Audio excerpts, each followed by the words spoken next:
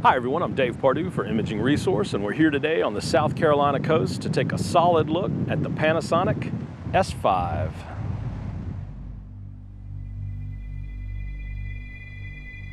The Panasonic S series was initially launched in the spring of 2019. All three models released that year have proven to be very high quality, durable, and reliable. And yet, they're all fairly heavy by mirrorless standards. Even the enthusiast hybrid S1 tips the scales at a relatively heavy 1,021 grams. In comparison, close competitors in the enthusiast full-frame mirrorless field include the Nikon Z6, which weighs in at 675 grams, the Canon EOS R6 at 680 grams, and the Sony A7 III at just 650 grams. That's a fairly substantial difference for those of us who prefer to keep the overall system to a reasonable weight in the field. Panasonic's answer to this is the all-new Lumix S5. It comes off the scales weighing almost a third less than the S1, and at a trimmed-down 714 grams is comparable in weight and price to the other hybrid competitors in the field. And yet, on paper, it still packs quite a punch for overall features and capabilities for an enthusiast-grade camera body.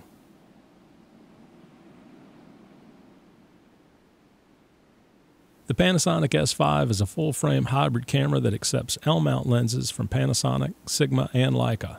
It houses the same 24-megapixel sensor as found in their hybrid S1 model, and is also loaded with some of the high-end video chops from their flagship S1H, all in a package that's been trimmed down compared to other S-series cameras. In fact, it may surprise some of you to hear that the S5 is actually smaller and lighter than even the GH5, their popular flagship video model from the 4/3 world. The S5 will immediately look and feel familiar to users from the S series, but with a few notable exceptions. As we saw earlier this year on Panasonic's new entry-level G100 model, there's now a new setting on the mode dial called S and Q, which simply means slow and quick. In short, this allows for direct access to high frame rate, slow motion video functionality, including the all-new 180 frames per second mode, which we'll take a closer look at in just a bit, and also for capturing video that appears faster than real-time as well. It's super easy and intuitive to quickly access the setting you need, and I use this handy shortcut on the mode dial extensively while in the field. Panasonic has also added their signature large red video record button, which had been originally seen on the GH5S and the S1H, and I find it a nice little touch to this obviously hybrid camera. All of the dials on the S5 feel precise and reassuring, and everything is laid out intuitively enough. I wish the play button were on the lower right near all of the other common buttons, but that's only a minor gripe. At least the menu button is still there, where it should be. And speaking of menus, the Panasonic menu systems are, for my taste, the most intuitive and easy to navigate of any menu systems in today's camera market. They simply couldn't be easier for finding your way around the growing complexities of modern camera functionality, and are far superior to some of the unintuitive menu systems still in place in other camera manufacturers' models today. The LCD screen on the S5 is a true fully articulated design, which is far superior to any other LCD configuration for video shooting, in my experience. I use it all the time for video, and it's no longer acceptable for me to not have that full articulation, and is a deal breaker on hybrid cameras that have yet to incorporate it. That includes the S1, which is not a true vari-angle, as well as the Nikon Z6 and Sony A7 Mark III cameras. I should mention here that the 20 to 60 millimeter kit lens is also lightweight at just 350 grams, while still being exceedingly versatile in focal lengths. Far more so for landscape shooting than a common wide-angle zoom that only goes as wide as 24 millimeters. The combination of the S5 and the 20 to 60 make for quite a comfortable pairing in the field for longer outings, especially considering that it's a full-frame combination. The S5 is built around a magnesium alloy body, and it is, of course, dust and splash resistant, as we've come to expect from enthusiast-grade models from Panasonic.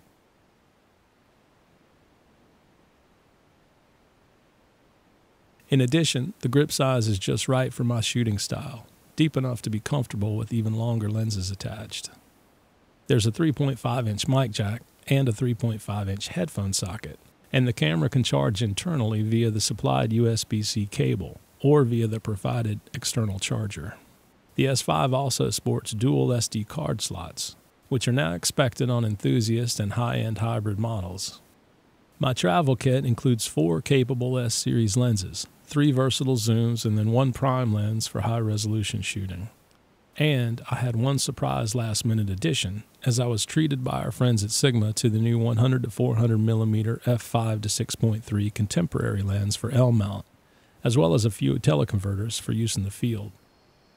Okay, so the S5 is a comfortable weight, it's ergonomically sound, it's reasonably affordable for full frame, and it comes packed with capable features. So the question is, does it live up to this excellent billing? Well, that's what we're here at the Coast to find out. Continuous autofocus has been a challenge for Panasonic with their DFD technology, as some models have had a reported tendency to jump suddenly to the background during burst sequences for sports and wildlife. I've encountered this in years past as well, and even written about it after an outing in 2018 with the G9 and the 200mm f2.8 that I used for birding and soccer. Our friends at Panasonic have stated that much better CAF algorithms have been installed in the new S5, so that's the first thing I took a close look at for you in the field. I quickly found the CAF to be markedly improved from what I'd experienced with DFD before, and am glad to now report that I did not experience issues with the focus suddenly or erratically jumping to the background during burst sequences. In shooting a variety of subjects, approach angles, and varied backgrounds for both stills and video, I found the CAF to work moderately well, and I came away with an overall keeper ratio that averaged somewhere between 60 and 70% across several shooting days. This definitely beat what I'd experienced before with DFD, and I therefore concur with their statement that it's certainly improved. However, I don't find the CAF to quite rival some current comparably priced enthusiast cameras I've shot with for wildlife, such as the Sony A7 Mark III or the Olympus EM1X. Does the S5 CAF work for wildlife? You bet. Is it the best there is on the market today at this price? Not from what I've seen, but it's not terribly far behind either, and it can certainly rein in excellent wildlife images for you.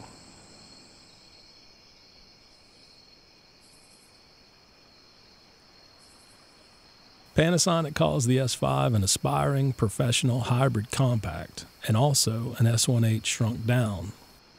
I'm not a high-end videographer, but I've been shooting quite a bit of video over the past few years with camera models from multiple manufacturers, and can say for certain that this camera is just loaded with the video features that I most want in a hybrid enthusiast compact. Let's take a closer look at the newest and most interesting of these in the field.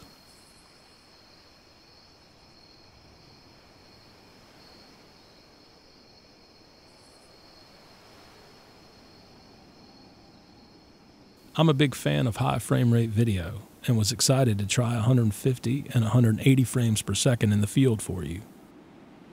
The S1 model also offers 180 frames per second, but you won't find it on the current hybrid enthusiast full frame competitors in the field, as 120 frames per second is as high as you can go on the Canon R6, the Nikon Z6, and the Sony A7 III.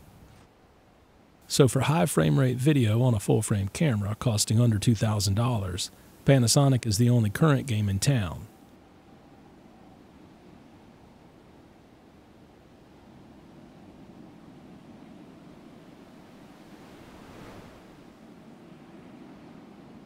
Note that 150 and 180 frames per second are limited to 1080 Full HD resolution, and continuous AF is not engaged with these settings.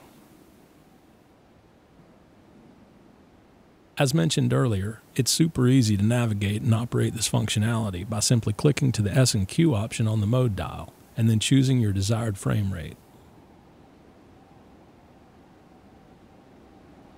High frame rate video can certainly help you bring out the full beauty and intrigue of nature, and I found the S5 to really shine in this regard.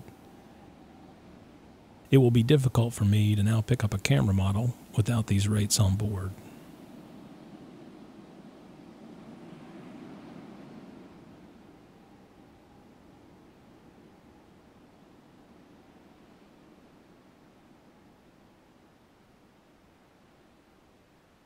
We'll begin here with a few video passes shot with IBIS only, as the 20-60mm kit lens is not equipped with OIS. The S5 sports 5-axis in-body IS rated to 5-stop shake correction, which increases to 6.5 stops when shooting with a lens that allows for dual IS2 functionality. In-body IS is important for both stills and video, making it exceptionally important to have on board a hybrid enthusiast model. I've thus far found the performance of the S5 to be quite good in this regard.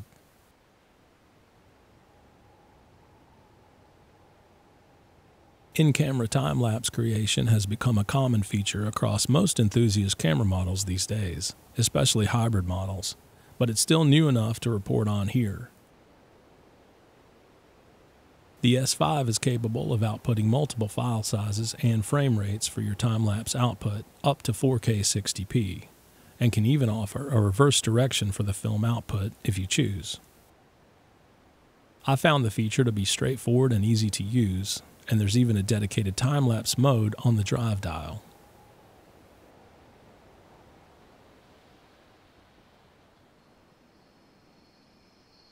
High-resolution mode can be useful in a variety of disciplines, such as architectural photography and document recording.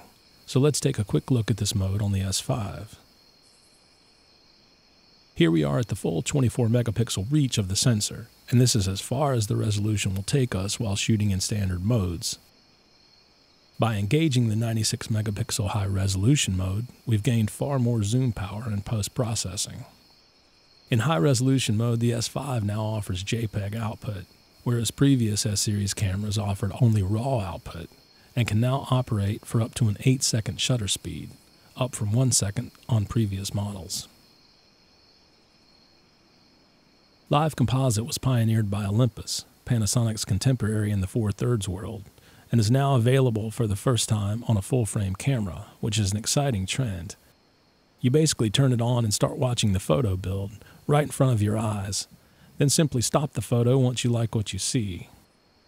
It's not like bulb mode, because the sensor will not keep taking in light in an area that's already reasonably exposed. So you won't have super overexposed areas as you would if you simply open the shutter for a duration. There are many practical use cases for this mode, ranging from astrophotography to capturing fireworks. And, of course, light painting.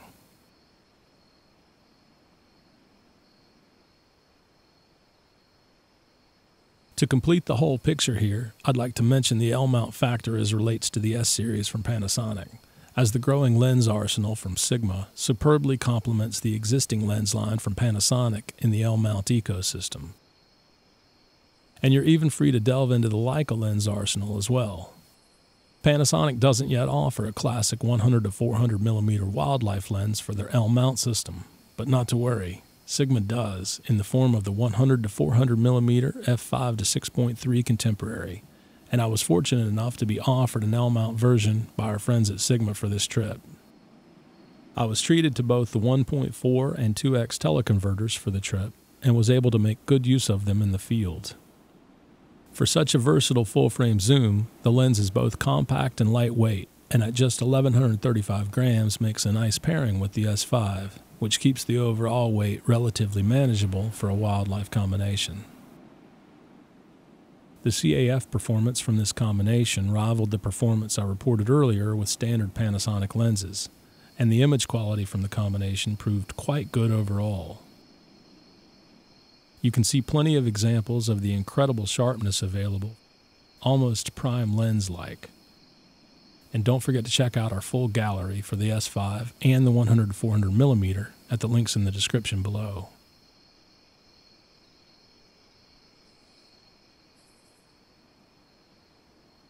I'll keep my Panasonic S5 field summary simple.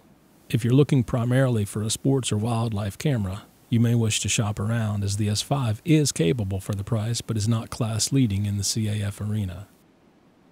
But if you're looking for a well-rounded hybrid camera, capable of capturing awesome still images, as well as having amazing video chops for the price, plenty of special features, a super intuitive menu system, and the versatility provided by the L-mount platform, all at a reasonable weight, and with a very light and capable kit lens, you've come to the right place. At just $2,000, this little full-frame camera will surely do many jobs for you, and do them all quite well.